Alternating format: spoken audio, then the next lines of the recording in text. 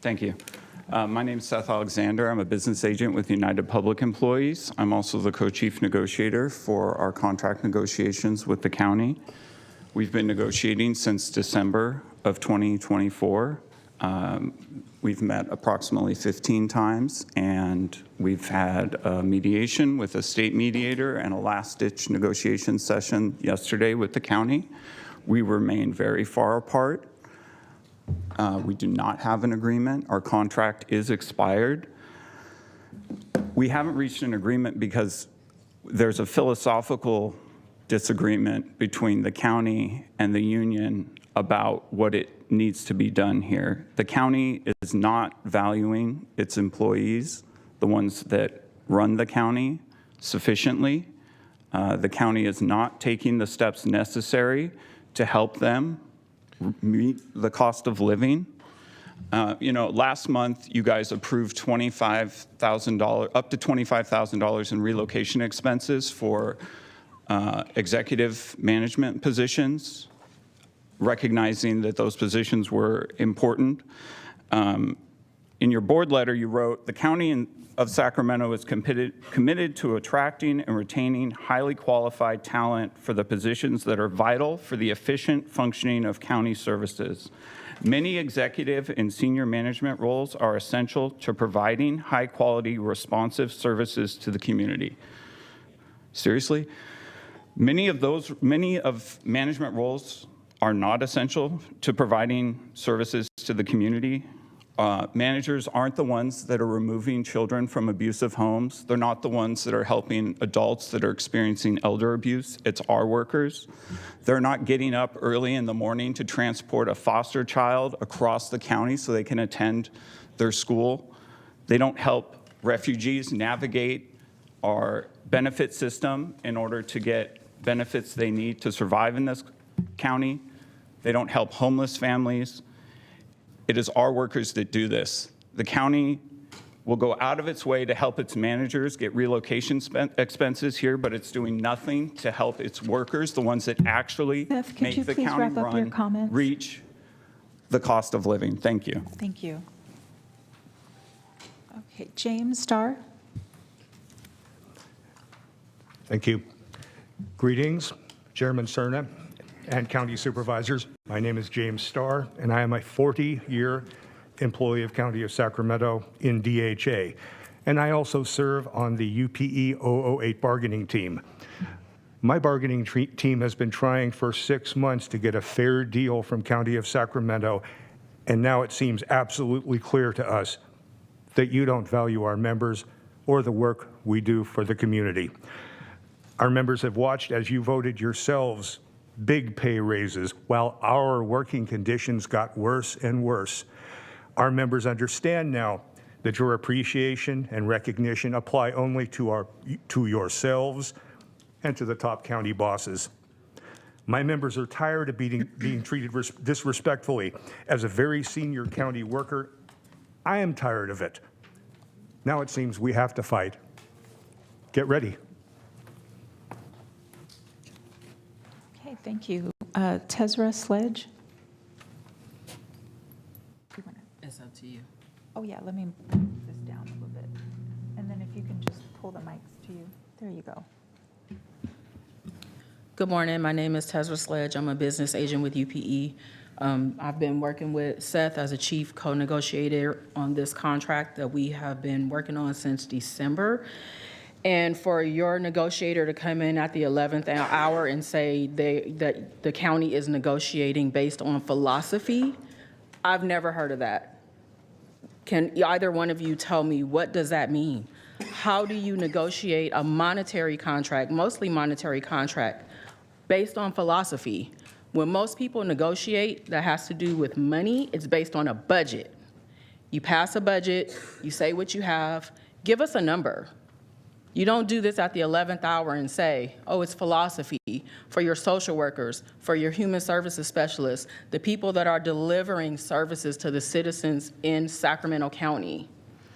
I have noticed since from the time that I started working with UPE that these departments have gotten really top-heavy in specialists and planners and division managers and program managers. But there's no room, there's no money to hire and to retain frontline labor staff that are actually providing the services to the constituents that voted you into these seats. Please stop wasting our time at the bargaining table. It doesn't make any sense. Thank you. Stephanie McCall. Good morning, everyone. Thank you to my colleagues. Mine is a little different, a little bit more personal today. My name is Stephanie McCall, and I'm the chair of the 008 Governing Board. Today, I come before you not as chair, but as an employee of this great county of Sacramento.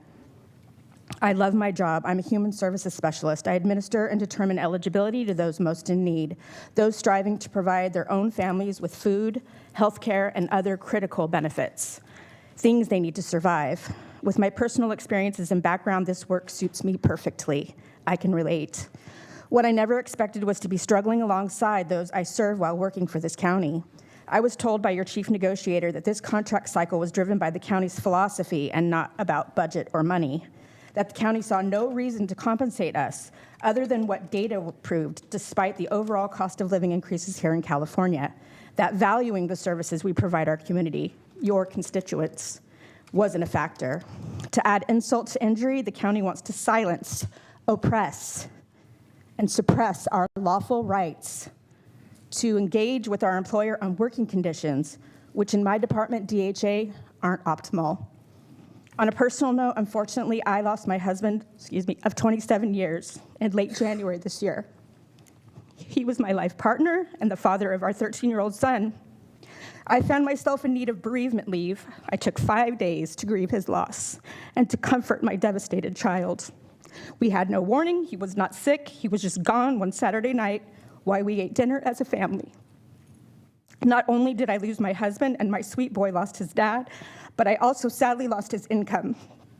As a newly single mother, I've struggled financially in ways indescribable just to keep food on the table and a roof over our heads. I have prayed every night since for a fair and livable wage with this contract. Instead, I've been met with heartbreak, disappointment, and frustration. Under the county's proposal, I would have had to grieve my husband for 3 days, 3 short days. My prayers now focus on hoping that my son and I don't become food insecure just to keep the power on, pay the rent, and put gas in my car. My story is not unique, unfortunately. Lastly, I'll close with this. Thank you for the extra time. The county offered us $5 per paycheck toward a health savings plan in this contract negotiation. How generous, considering I can't afford to take my son to the ocean for the weekend to sprinkle his father's ashes at a place where we made so many precious memories as a family. That was his only wish. I could use that $138 a year to fill my car up with gas and take my son to his father's final resting place. Thank you. Eric Booker.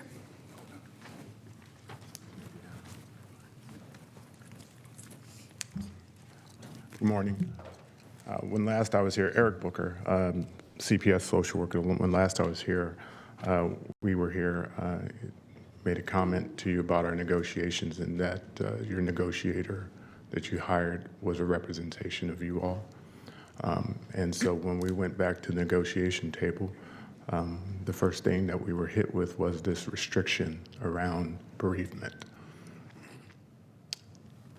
So that's a reflection of you all and what you believe is important. Who and for how long we can have bereavement. So we negotiated in good faith, trying to ascertain numbers, because that's what the negotiations is supposed to be. Benefits, trying to reach a common goal, at least what we thought was a common goal, until we were hit with the news that we were working on philosophy. What is that philosophy if it's not numbers? But it kind of puts everything into perspective if the first thing that we hit with at the table is a restriction on bereavement. There's a different philosophy. We have a different philosophy.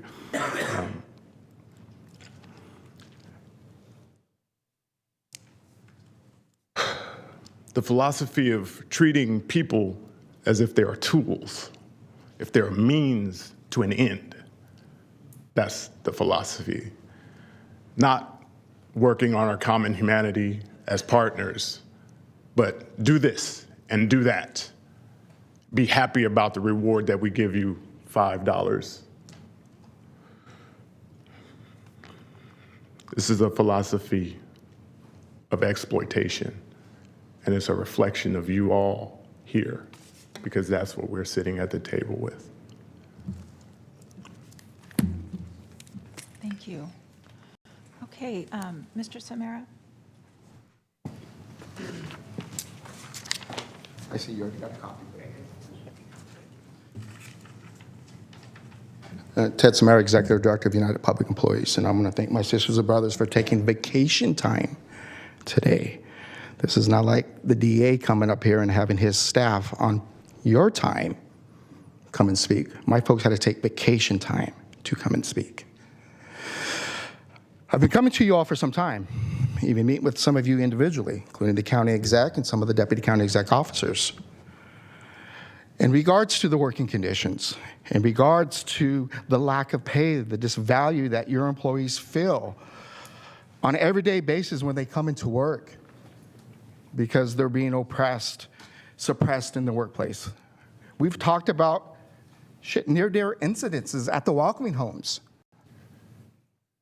Yet they still want to add more duties to social workers to clean, fix foods, clean rooms, make beds.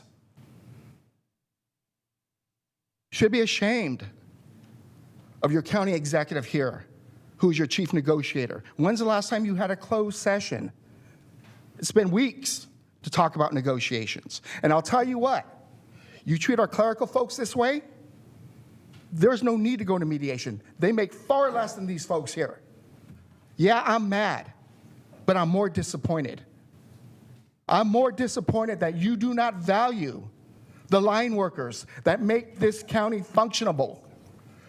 They are the blood that runs through the veins of this county to make it functionable. Probation officers can't get their work done without our clerical folks running that paper. The courts can't get their paperwork without our folks running the paper to them. You have vacancy rates in this bargaining unit in double digits. And they're not going to cut their positions. I watched the budget hearings last week. They're not going to fill their positions. And they're going to use the cost savings to fund for those attorneys and those police officers. We know this, right? We're not blinded by that. You received our declaration to strike. 10 days notice. We think that's ample enough time. We've tried and we've tried, and I think we were the bigger brother here during these negotiations. Met with disappointment, anger, and heartache. Thank you. Thank you.